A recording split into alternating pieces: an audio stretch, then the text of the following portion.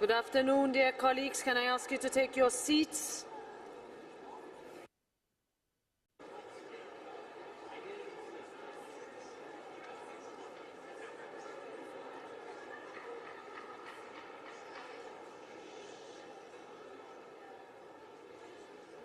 Dear colleagues, this is an important moment. Can I please ask you to take your seats?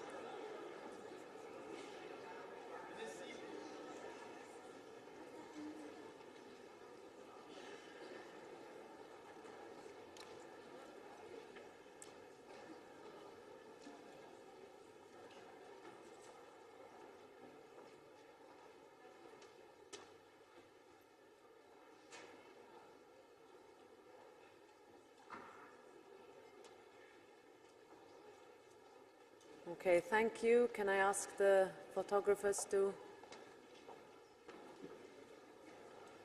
go a little bit to the side, please?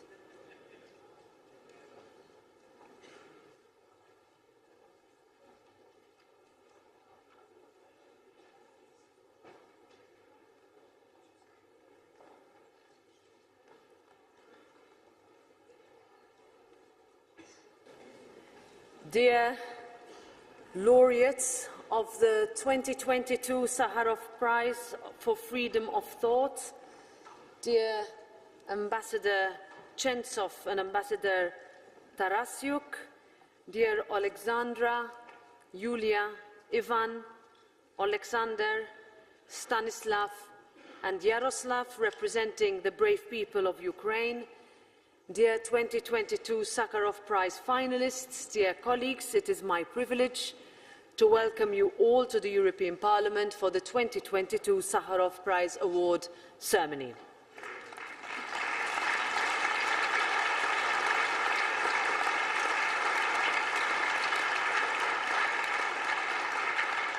Since 1988, the Sakharov Prize for Freedom of Thought has paid tribute to people and organizations that fight in the name of freedom around the world, a fight that is synonymous with the legacy of scientist and Russian dissident Andrei Sakharov, of whom this prize bears name to. Andrei Sakharov firmly believed in a world of open, free and democratic societies, the same belief that underpins our way of European life. It was under Andrei Sakharov himself that once said, "A country which does not respect the rights of its own citizens will not respect the rights of its neighbours." This is a message that remains as relevant as ever.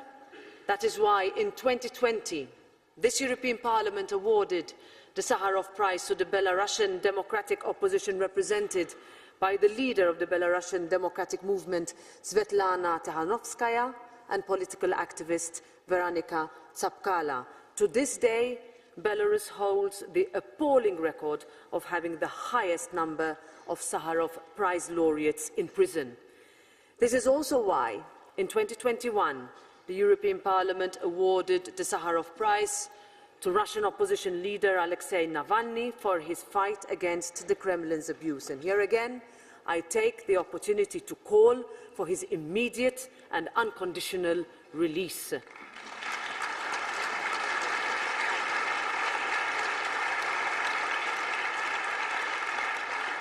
Our message is that we will not forget them. We will not forget any of our Sakharov Prize laureates who are still paying the price for freedom. This year, we meet to honor our 2022 Sakharov Prize laureates, the brave people of Ukraine, represented by their president, elected leaders, and civil society. Ukrainians who have already fought hard and sacrificed so much for their freedom and our values.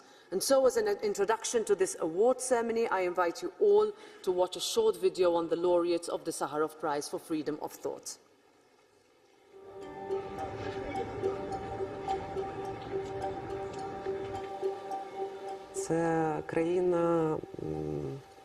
It is a country of real people, strong and courageous.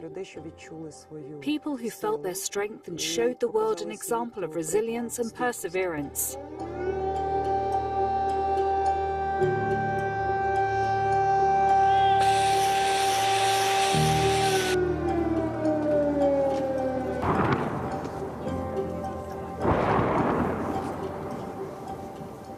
In this war with Russia, we are fighting for freedom in every sense.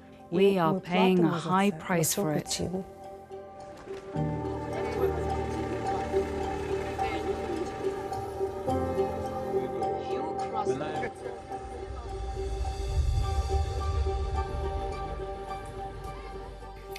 No one will break us. We are strong, we are Ukrainians. You know, we have a desire for our children to live.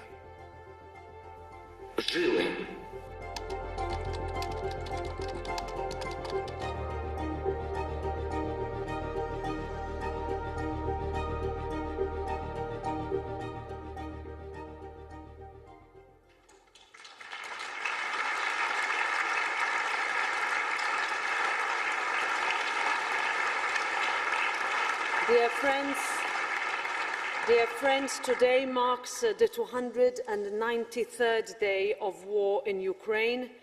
We have witnessed the inspiring resistance of ordinary citizens making the ultimate sacrifice to delay a column of tanks. Senior citizens standing up to face down Russian troops with nothing but pride as their weapons. Brave women forced to give birth in underground metro stations. To these people, the message from Europe has been clear. We stand with Ukraine. We will not look away.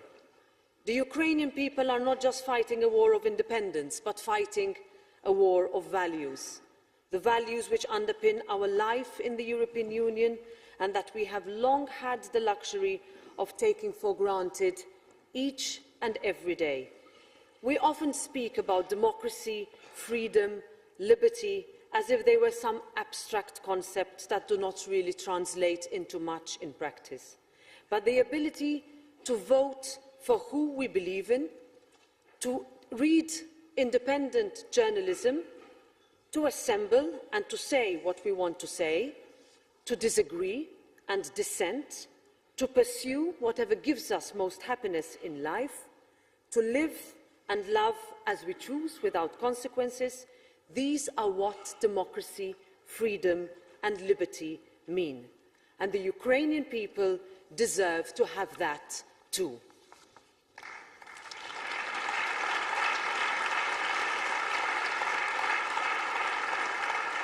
This is why I went to Kiev to assure President Zeleński and everyone in the Verkhovna Rada that this European Parliament will stand alongside Ukraine in this fight.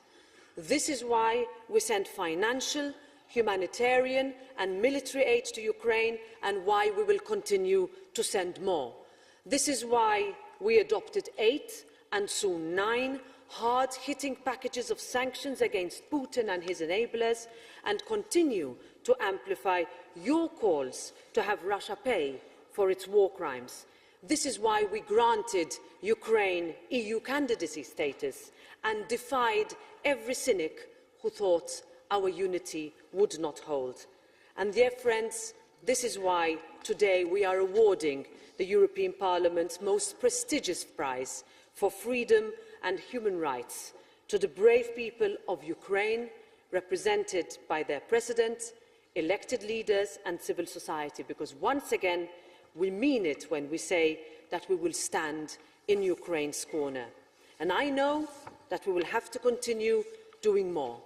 But let's today award serve as a reminder of our unwavering support, and let it be dedicated to all those brave Ukrainian women and men on the ground, to all those who have welcomed with open hearts into our homes, and to all those who have lost their beloved family and friends. And I know that the brave people of Ukraine will not give up, and let me assure you that neither will we.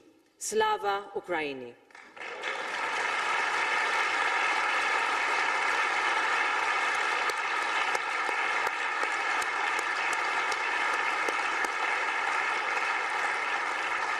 It is now my immense honor to give the floor to the President of Ukraine, Volodymyr Zelensky. President Zelensky, you have the floor.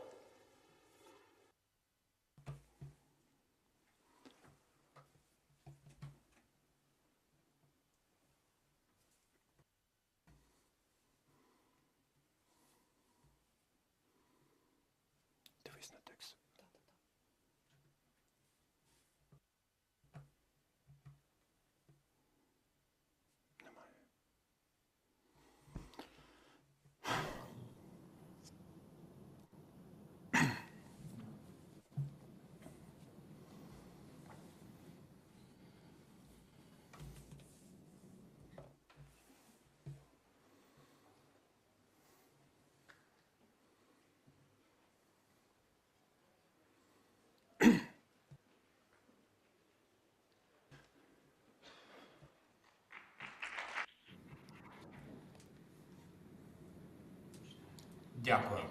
Thank you. Дякую, Роберто. Thank you, Roberta. Дякую. Thank you.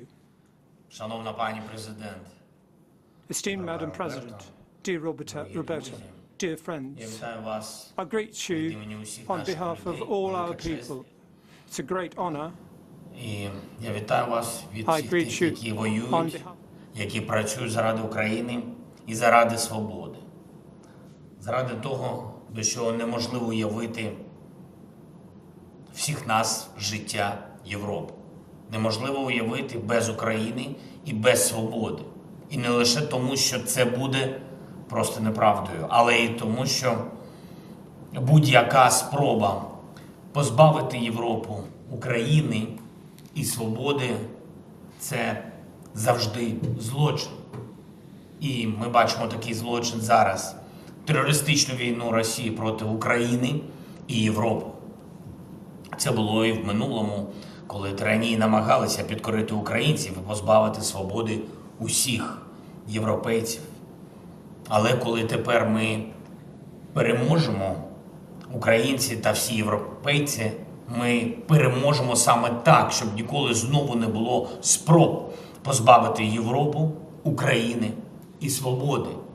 Ми переможемо так, щоб навіть намагань не було застосувати знову геноцидну політику проти наших людей, як в Україні, так і в усій Європі. Ми маємо дати і дамо нову дієву архітектуру безпеки для глобальної свободи і міжнародного правопорядку. Вважаю це частиною нашого з вами морального обов'язку. Погляньте, як наступає російська армія. Окупанти випалюють все перед собою. Артилерією і ракетами, бомбами, і дронами, мінами, боєприпасами, що не розірвалися і залишаються в нашій землі. Окупанти руйнують міста та села і всю життєво важливу інфраструктуру. Так було в Маріуполі, і ви всі це бачили. Так було у Волновасі. Це ще одне місто, повністю знищене після російського наступу. Там жили більше 20 тисяч людей до цієї війни. Тепер там суцільні руїни. Те саме російська армія робить з Бахмутом, іншим містом Донбасу, від якого російські удари залишають розбите каміння. А там раніше жили більше 70 тисяч людей. Зовсім нещодавно.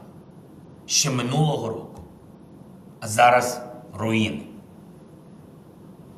Можливо, лише після закінчення цієї війни, коли ми звільнимо всю нашу землю і зможемо виявити усі могили жертв російського терору, ми зможемо сказати, скільки життів забрала тиранія цього разу. Зараз ми знаємо тисячі імен загиблих. На жаль, їх може бути значно більше. Я прошу всіх вас вшанувати зараз хвилиною мовчання пам'яті усіх українців, усіх українок, усіх дорослих, дітей, усіх військових, усіх цивільних, чиї життя були забрані цією ганебною війною.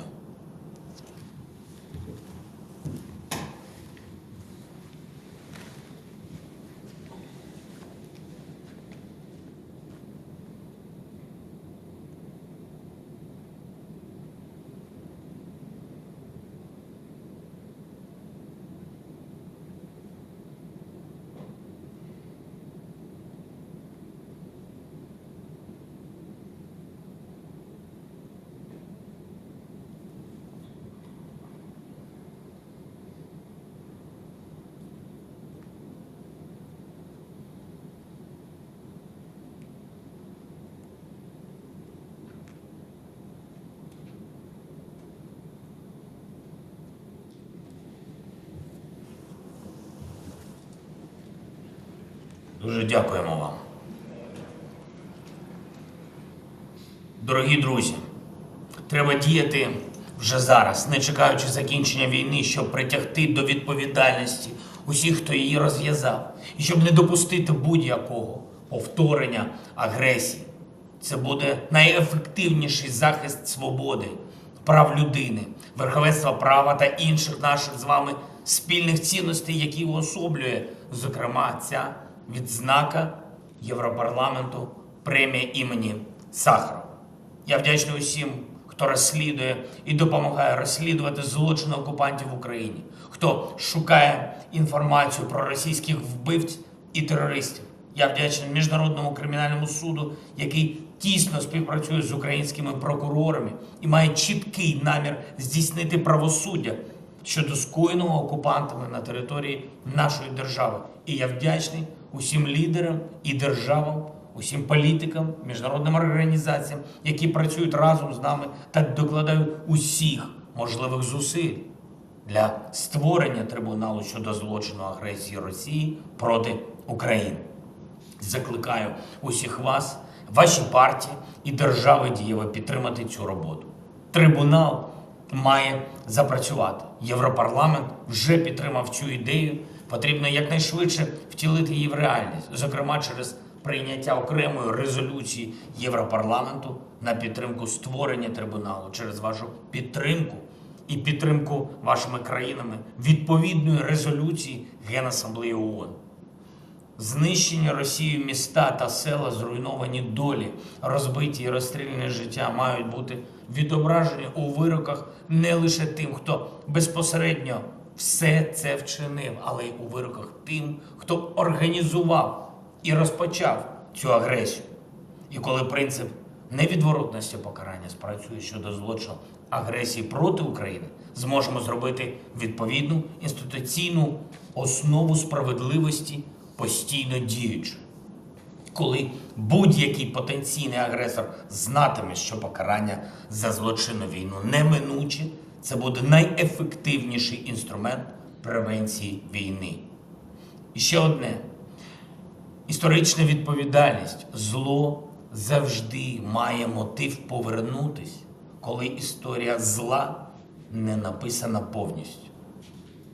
Шановні депутати, я знаю, що завтра ви будете розглядати питання про визнання геноцидом злочину Голодомору проти українського народу. І я закликаю вас підтримати таке визнання максимальною більшістю голосів задля встановлення справедливості. Європа має дати максимально сильний сигнал, що в історії трагедій на нашому континенті, в історії злочинів проти людства і людяності, скоєних на нашій з вами землі, не залишиться жодної прогалини. Я вірю, що таке і буде. Я дякую вам за підтримку. Я дякую вам за відзначення нашої боротьби за цю премію. І дякую особисто тобі, Роберто, за те, що ти нас підтримуєш. Ти приїжджала в Київ у складний, у небезпечний час. За те, що ти підтримуєш наші реформи, наш рух в європейські структури і дійсно допомагаєш, я тобі дякую. Слава усім нашим воїнам, слава кожному і кожній, хто захищає свободу і наших людей. Слава Україні!